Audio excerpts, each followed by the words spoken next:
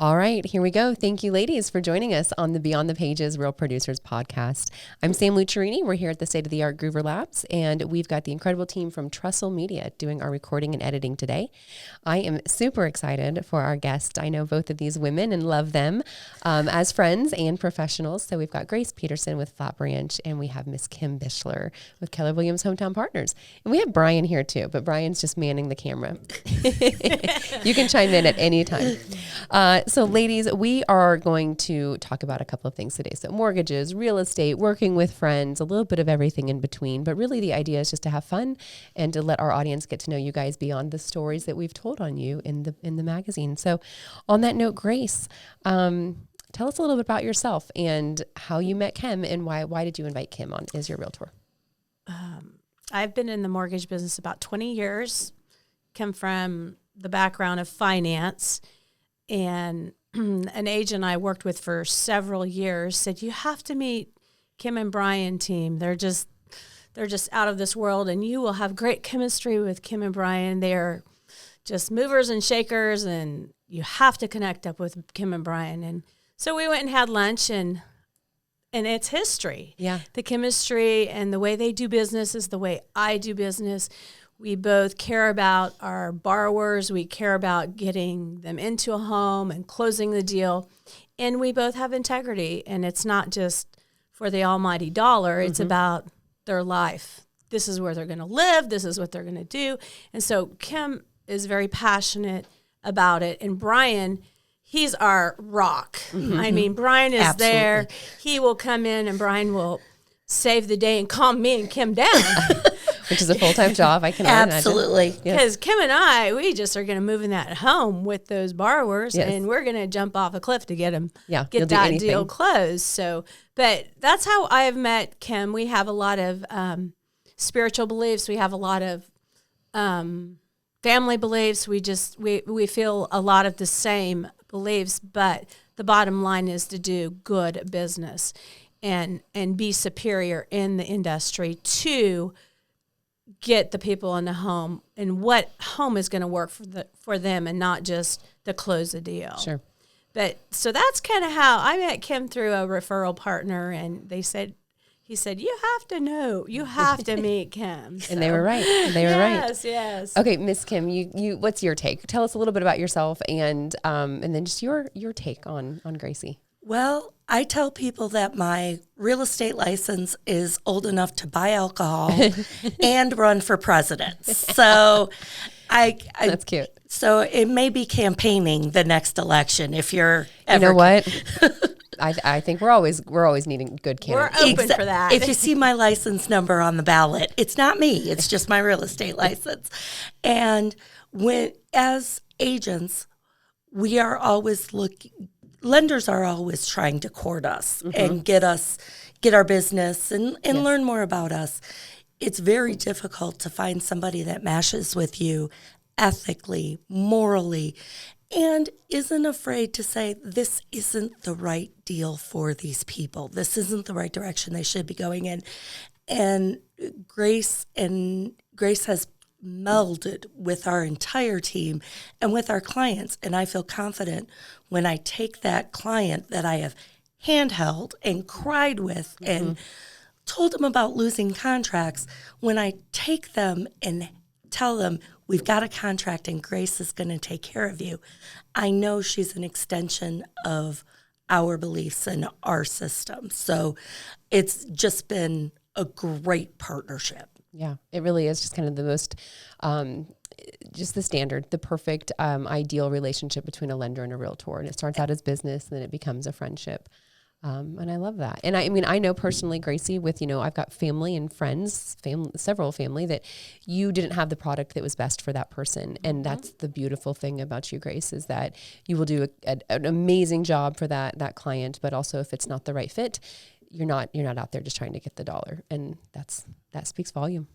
I've had that happen more than once where I'll call her and she'll say, it's not the best option. Let me find somebody that can do that for you. And that's the other thing. That's right. You always connect us to the person that can. Yes, I want to place the borrower where I want them to get the home. Yes. So if Flatbranch isn't the place, which we usually are 99.9% of the time, I will send you to, because I have several friends in the industry where we help each other. Yes. And it's real important to have that relationship in our industry and not just, shun them. Yes. And so it's good to have people I reach out to, and I reach out to other lenders in town and say, hey, I'm going to run this scenario by you. What are your thoughts? If I can't put a deal together, I as they say in the movies, I go to the mattresses and I try to figure it out, So, but it's real important to get the buyer in a home. You brought up a good point too, in that you are taking it to the next level. You've got those good relationships with others in the industry. And I mean, almost every meeting I have professionally with a realtor, with a potential advertiser, I always am speaking of that mindset of abundance over scarcity, the collaboration over competition. I just spoke about it in our last podcast that there's plenty of business out there for everybody. Absolutely. And that, that is karma. That will come back around. There's an ROI on giving that. So that's another thing I think that just sets you apart. And I love that. All right. So, Gracie, what does a typical day look like for you? Oh, boy. Well, I start off at 6:15 and go to Orange Theory every morning for an hour. I'm sorry. There's a 6:15 in the morning. 6:15 in the morning. Did you know that there's one of those? Yeah. No idea. Sammy knows all about that. I do. She's a fitness queen over there.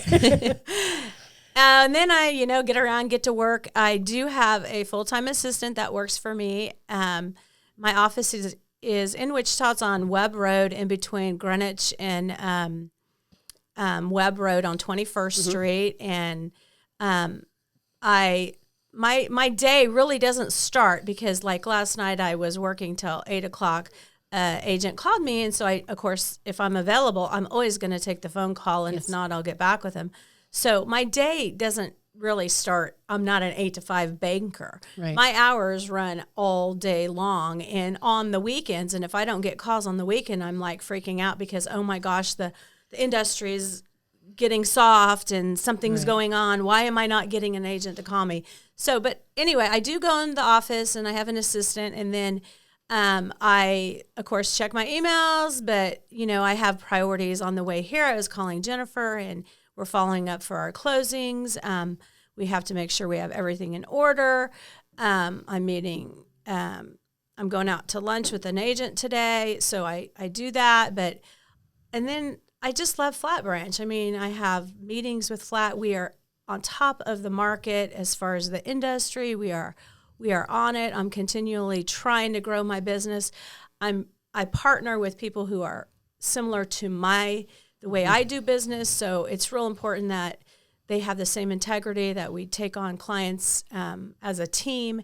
It's not just about me getting the loan. It's about having the whole team work together with the agents and the borrower. I want the borrower comfortable. But my day's full. I'm continually doing that. I'm taking phone calls. It doesn't end at 5 o'clock. Right. I mean, the agents, I hate saying this, most of them sleep till noon, but a lot of agents sleep in, and it's a lot in the evening, so it's their schedule's just a little bit different, and they work weekends, and if I don't work weekends, I won't have business. You're not getting the job. Yeah, you're not getting I will not have business if I don't work the weekends. So good point. My days are all the time, and I really don't have a complete ever day off because if somebody texts, hey, blah, blah, blah, but anyway, I love what I do, and it's a great company. I've been in the industry 20 years, and I've never been at a better place than Flatbranch. They want to put a deal together, not tear it down. And that is what's important, is how can we put this deal together? How can we make this deal happen? And so I have a superior management group. I have a superior processing. I just feel blessed to be there, and I want to pass that on to my buyers and the agents I deal with. So I'm all about that. I love that. What is the craziest mortgage or closing story that you can recall? Oh my. I know. Kim, you take over. Kim, that's fine. I don't mind. I mean, I'm here for the juiciness. What is it? I'm going to tell a story about before we met Grace. Okay. Okay. Before Grace, after Grace. We're going to call it BG. Okay. Before Grace. Okay. One of our closings we're getting back to this point. It was when interest rates were rather high. And there was a particular company that was not known for their attention to detail, to the point that a mortgage company? A mortgage company. And a bank. Okay. And as a matter of fact, that word might be in their name. Mm-hmm.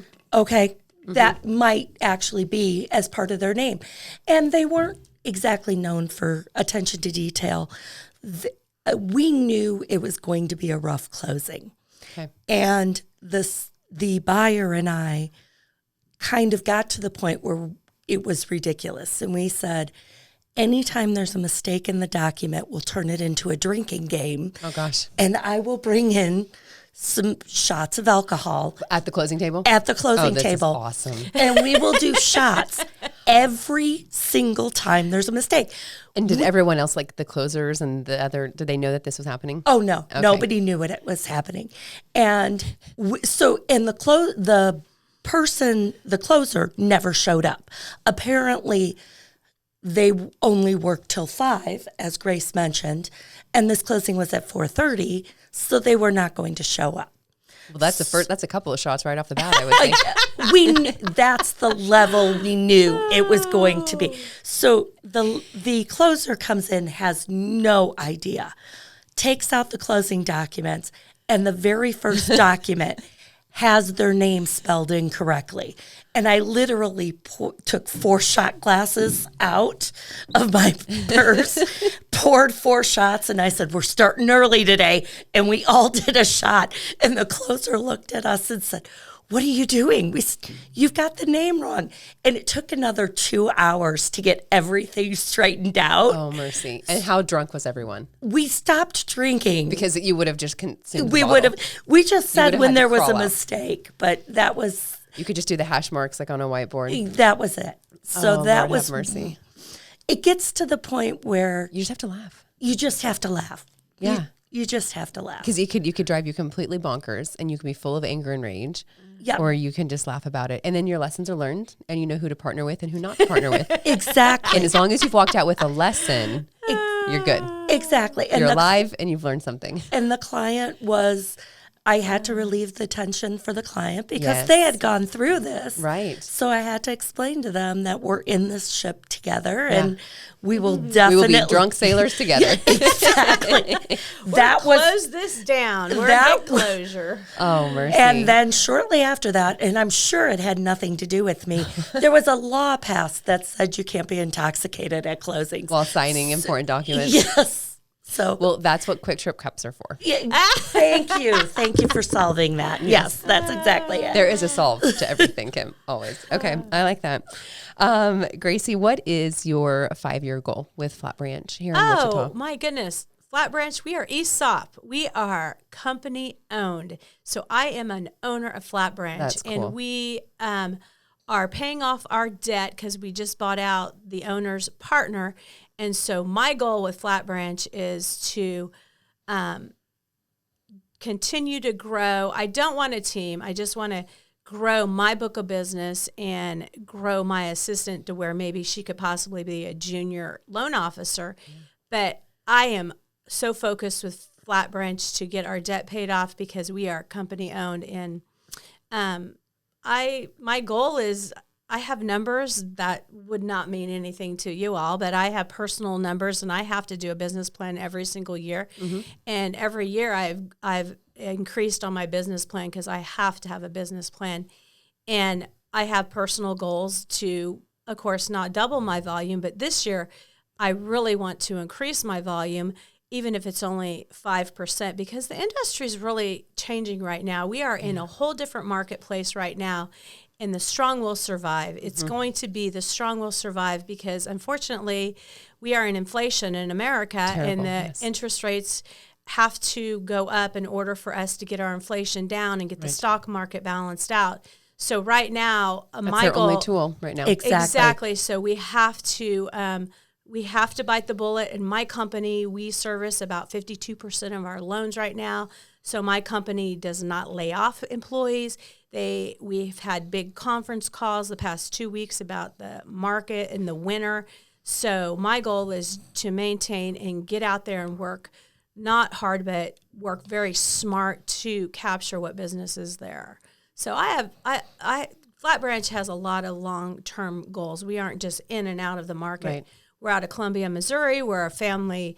It's a gentleman who owns the company now. All of 600 employees are part owner of it. So the goal with Flatbranch is not flat and it's not big executive. It's a small little company, and it's so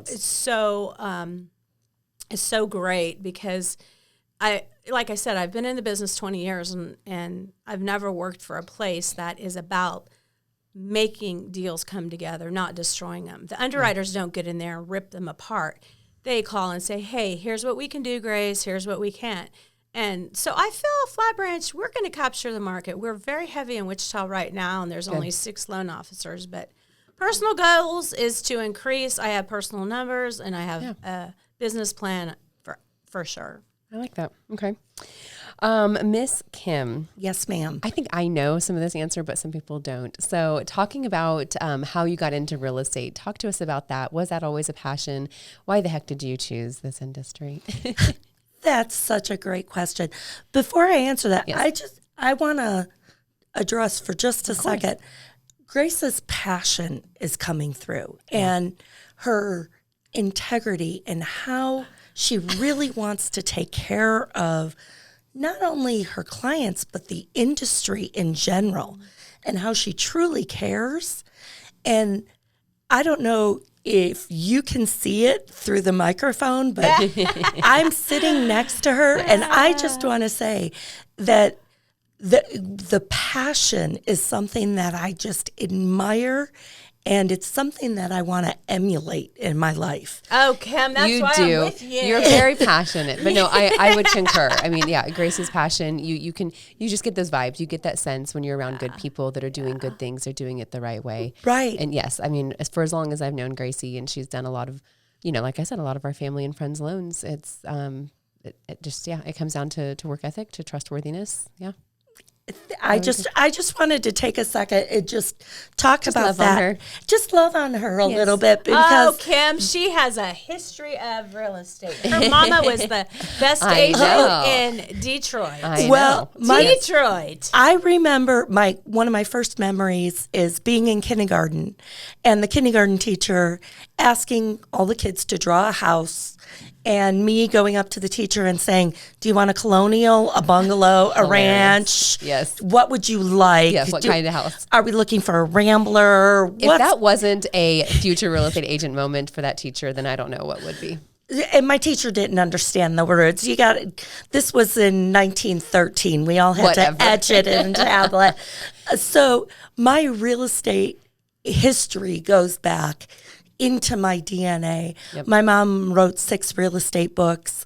My sister has been a guest on your podcast. Yes. And so it's in the family for sure. It's definitely in the family. It was not a path I wanted to go on. I did get my real estate license more than 15 minutes ago. Like I said, I can run for president. So I did get my real estate license quite a while ago, and I used that as leverage through college. I have a degree in computers, business information systems, worked for the big 3, Ford Motor Company, General Motors, Chrysler, wrote computer programs, and I always found my heart going back to real estate. And thankfully, when I was able to move to the Midwest, my husband said, let's do it together. Yes. And we've never looked back. It's been an amazing, amazing ride. We've raised 5 children, and now we've got the grands. We've got the little DNA running around. That's what made it all worth it. To absolutely. Yeah. Absolutely. I know. That is really cool. And just to speak on that, because I watched my parents do real estate together, and it takes some very special people to be able to do that, to be able to live together, be married, work together. And that's tremendous. I mean, there's just something really, really amazing to be said about that. I say that every year we're together, it's like a dog year. So every year is like 7. So we are now on our hundreds of years. Yeah, 144th anniversary we just had it. Yeah, so I like it. We're working You're on about as old as the Kentucky Derby. That's perfect. Absolutely, absolutely. We have no problems with that. I love that. Okay, Kim, outside of work, which I know this is a silly question, but outside of work, what do you and Brian spend your time doing? We really love spending time together, and I know that the people that are listening to this right now, they might eye roll, but I can see it. I know that. I know this is going to be the eye roll moment. That's fine. Bring it. Pull the car over to the side for just a second. Brian and I love driving around and looking at houses, going down different streets, different neighborhoods, and just kind of getting lost. Okay, turn right here. Let's see where that goes. Yeah. And so we just have so much fun doing that. That's great. I mean, it's really market research for you at the same time. It is. It's a tax write-off. Wink, wink. Yeah. Uncle Sam, if he gets enough, it's fine. Yeah. So that's really what we enjoy doing. I love that. Turning the radio up and just hanging out. We do our best business planning in the car. So that's cool. That's what you do. You get in the car. So who drives? Brian, always. My car does have a name. His name is Al. That's my aloe vera's plant name. Yeah, see? Imagine that. My car's name is Al. His actual full name is Liberty. Okay. But it starts with L, which turns to Al. Okay. Anybody can drive Al, but it's still my car. Okay. So Brian drives Al. So he's driving Miss Kim as he drives me around. Okay, I like it. So, yeah, he always drives. I don't. Okay, that's good. Gracie, what do you do with your time when you're not working? Well, what do? I spend time with my husband of 34 years. Amazing. And this fall's a whole different season for us because it's the first time in 15 years we've done no sporting events. Because Maggie is my daughter's gone.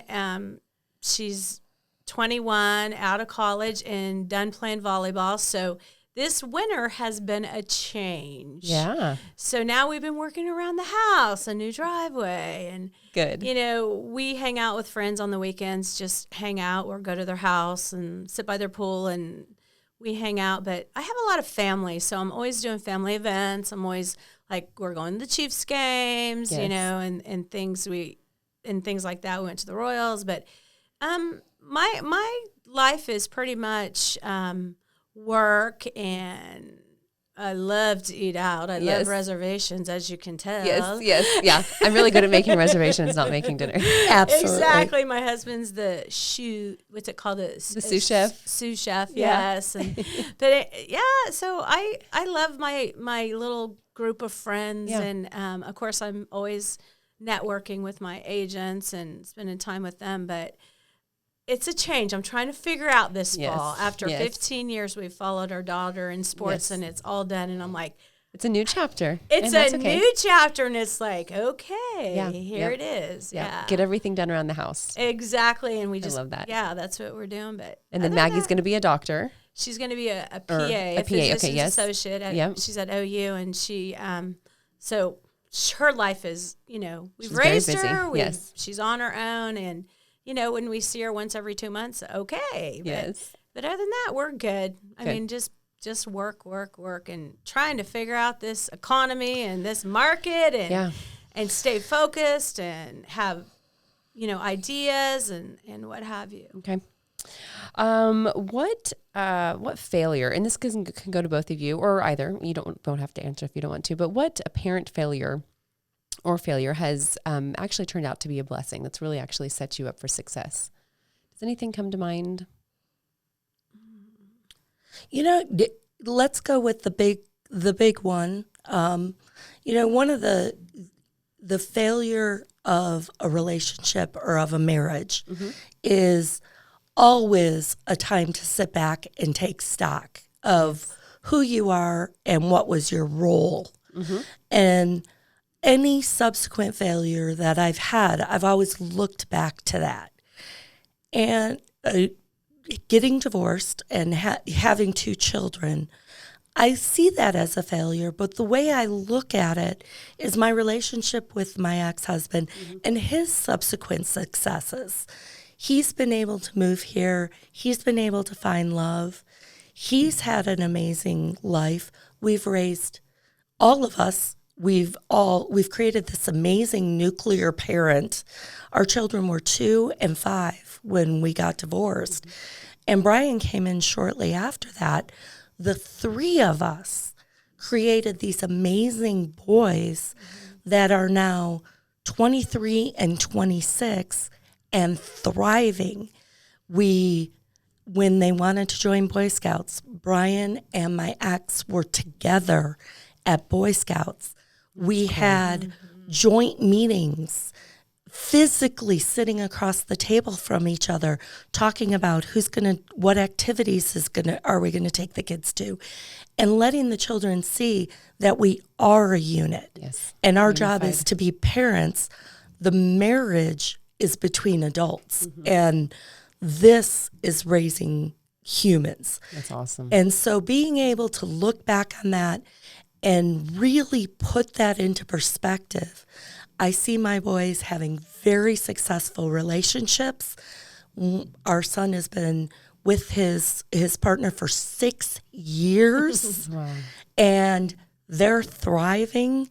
I see my other child making very intelligent decisions on who's in his life. Love that. And still have great relationships with all of us. So I'm going to count that as what was a perceived failure. It has allowed me to really compartmentalize other failures that I've seen in my life where maybe I didn't put forth the right effort at that time, realizing it wasn't in the plan. There was a bigger plan in place. Yeah, the perspective is key. And I mean, you've been tremendous in my life as far as helping with perspective and realizing it's going to be okay. It always is. It's always going to work out and be okay. Out. It really does. And that's something There's that always a plan. On the verge of 40, I really do believe that. Absolutely. When my loved ones or my mother tell me it's going to be okay, it's going to work out, you're absolutely right. Because there's always going to be a silver lining. There's always going to be good things that come from that failure. Exactly. Absolutely. Yeah. Very good. Okay. Grace, can you think of anything like an unusual habit or something absurd that you love? Like some people like to drink pickle juice, or I like to crochet, or I don't know, anything like that. Do you collect anything? I don't like to grocery shop. Oh, my husband grocery shops. Okay, he goes here. Say, send me a list. So I do not like to grocery shop. Instacart is my favorite. Yes. Yeah, I don't even do that. I do watch TikTok. I don't do social media, as you know. Yes, I know. I always go to look to tag you. I do not do social media for Facebook or Instagram. I just don't, because younger in life, we had an experience that was very detrimental. And so we, as a family, we've just never really fully gotten back into the social media. But I don't know. I think, I don't know. I have bad habits. If you want my bad habits, we all have our bad habits. List of bad habits. We all do. Nope, that's okay. That is funny. No, my mom is even watching TikTok now because it is. It's funny and addictive. Funny. And it knows what to feed you. And it knows at night, it knows to feed me funny animal stuff. And that's really all that's on my TikTok. It's wonderful. I just want to laugh. Brian has gotten into Instagram. Yes. And we share all of our social media. Yes. So my Instagram is currently filled with golf videos and woodworking. And not funny golf videos. No, it's like boring. It's the boring, it's not like the look at a swing, kind of like with the red thing going around. You can borrow my TikTok or Instagram. It's far funnier. I'm going to have to do something because It's true. You start watching stuff and the algorithms are so powerful and intelligent that it is going to feed you more of what you. It is. But if you start getting on there, it's going to be completely confused. It is. Why are we watching this now? Is this a different personality? What's happening? I'm watching a piece of wood go through a bandsaw, I guess is what it is. And I'm going, why am I doing this? Yes. So this has nothing to do with real estate. Exactly. Nothing. Yeah. It's nothing I want to see. That's funny. I like it. Okay. What, if you could have a gigantic billboard anywhere in town, what would it say? And that question goes to both of you. It could be about business, but it doesn't have to be. It's just, this is always an interesting question. Oh, you guys probably know what mine will say. Interest rates will be. No, mine probably wouldn't be. I'm sorry, it wouldn't be business. Okay, what would it say? Probably Jesus saves or. Yeah. I like that. Something simple. Yeah. Mine would be mine. This too shall pass. Yes, that's a good one. It's whatever you're going through, good or bad, just take a moment, close your eyes, and thank whoever you're thanking, because good or bad, it will pass. It does. And it becomes a memory. Yep. So the older I get, the more I realize it's not about the things you have. You know, even buying our gifts for our kids, it's not the item, it's the memory that it creates. Yes. So I think my billboard would say, this too shall pass. I like it. Mine would be pretty easy. Yep. Jesus I like it. Okay. What advice would you give, Kim, for an agent that's wanting to get into real estate? That's a fantastic question. You know, you can listen to everybody talk about the million ways to make $1 million, and now they're even going to $1 billion in real estate.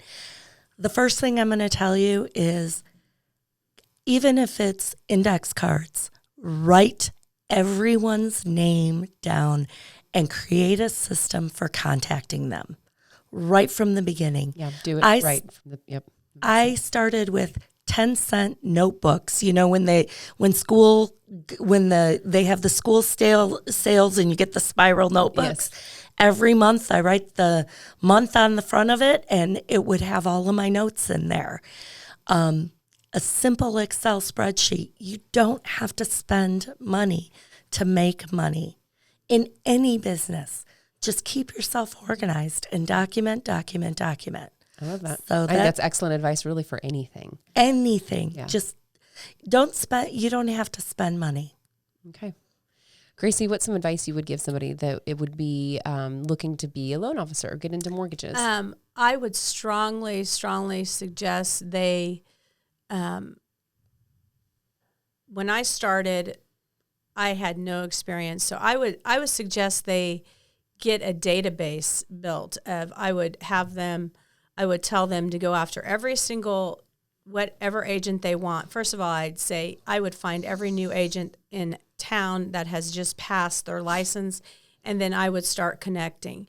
My industry, there's so many layers to learn, but the first step is they need to be at the right company. Yeah. That's the very, very first step. If they're with the wrong company and they get bad training or a bad company, it's going to be downhill. That's right. The whole path. Yeah. So very first is to get with a good company and to have a mentor, to mentor with someone. And I had a mentor that was wonderful, and I mentored with him, and he just pretty much told me, do it, and I figured it out. But a good mentor and a good company, and then I'd start marketing to agents, because it's all relationship. Mortgage lending, the back end's real important, how to put a loan together.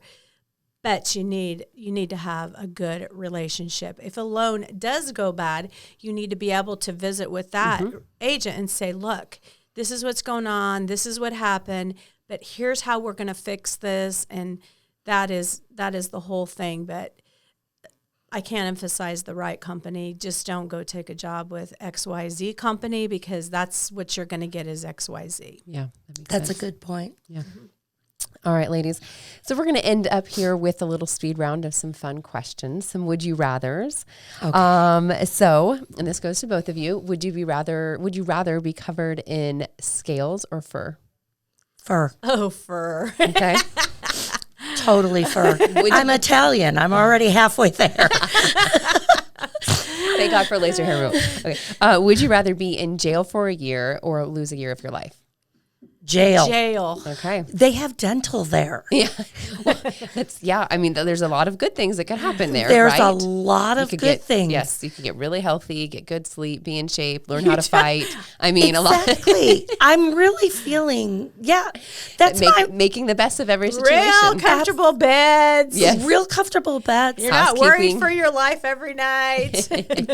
Jail is my retirement plan, just in case. This is going to be Exhibit A. But a fancy jail. Yeah, a fancy I'll bring you crackers and water. Thank you. Crackers and water. Yeah. Maybe the peanut butter crackers. There you go. Crackers. Okay. Would you rather spend the rest of your life on a sailboat or an RV? Oh my God, a sailboat. Okay. Oh, yeah. I did not. I don't think I got the question that, Grace, what's your hobby?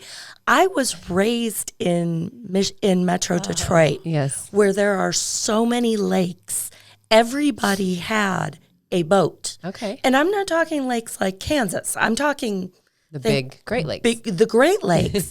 And so boating is my secret zen, being on the water and just hearing the waves. That is totally a sailboat. I see a future Cheney boat slip. Absolutely. Well, not quite Cheney. Not Cheney. I'll take the ocean. Yeah. We'll go to the... Yeah. We have to go do research. Yes. Yeah, write-offs. Would you rather move to a new city or town we'll say like once a month, every month? Would you rather just stay in this town the rest of your life? Oh, I would rather move once a month. Okay. Because I'm older. I want to stay here. I love where I am. Yes. Coming from a very large city and knowing that I could go to any store 24 hours a day. I mean, the mall never closes. When you're living in that environment and you have it available all the time, it isn't something that you cherish. Mm. And so I really feel like being in a smaller town, I cherish the things. And this weekend, Brian and I were tourists in our own town. I love that. And we try and do I that. love that. We were tourists. Yes. We went to the hockey game, the NHL game that was here, went to the air show. And being the able Oak Ridge Boys. The Oak Ridge Boys. We went to the Oak Ridge Boys. So being able to be a tourist in your town, but still wave at people in the crowd because you still know a lot of people. Yeah, everybody. I love that about this city. There's a sense of safety and community that I just adore. Yeah, you're connected. I feel like we're 1 degree of separation. And if I had the choice, I would probably just choose to stay here. Mm-hmm. By the way, Be Local is looking for some good salespeople. And you just know, You're hired. You're hired. No, it is. We do live in an incredible city, and so long as you're a good human and you're doing good work, this 1 degree of separation is something that we cherish, that we enjoy, that we can leverage. But we have it pretty good here. Absolutely. It's a big little city. It is. It's perfect. Well, ladies, thank you so much for your time. I just adore both of you, and it's just been a lot of fun to visit with you and get to know you a little bit beyond the pages.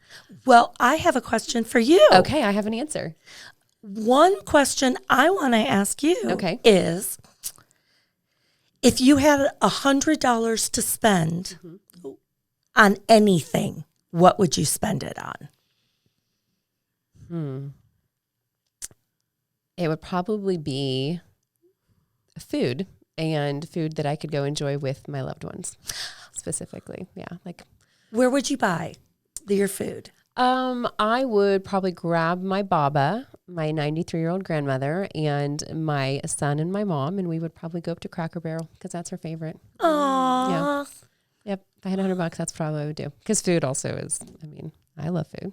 But that's her favorite. And coming back to the memories, it's not about going and buying a toy or something for $100. It's about the memories that are going to be made. Yeah. Absolutely. I would have said maybe a tank of gas, but now it doesn't cost $100 for a tank of gas right now. I mean, it's still close, but it's not. Close. It's close. Yes. But yeah, I would say a meal with my grandma because we just don't know how much time any of us have, but especially when you're 93. Absolutely. Yeah. And it's fantastic that she still can go to Cracker Barrel and I know. Get her a cup of coffee, and she's still alert. She is. She's amazing. And I'm sure she'll listen to this. She's Real Producer's biggest fan. Absolutely. She has the pretty hair and yes, she's just takes precious. care of it. I know. Well, thank you, ladies. Thank you for asking that. Absolutely. All right. Thank you for having us, Sam. You're welcome. We'll talk to you soon. Thanks. Bye, everyone.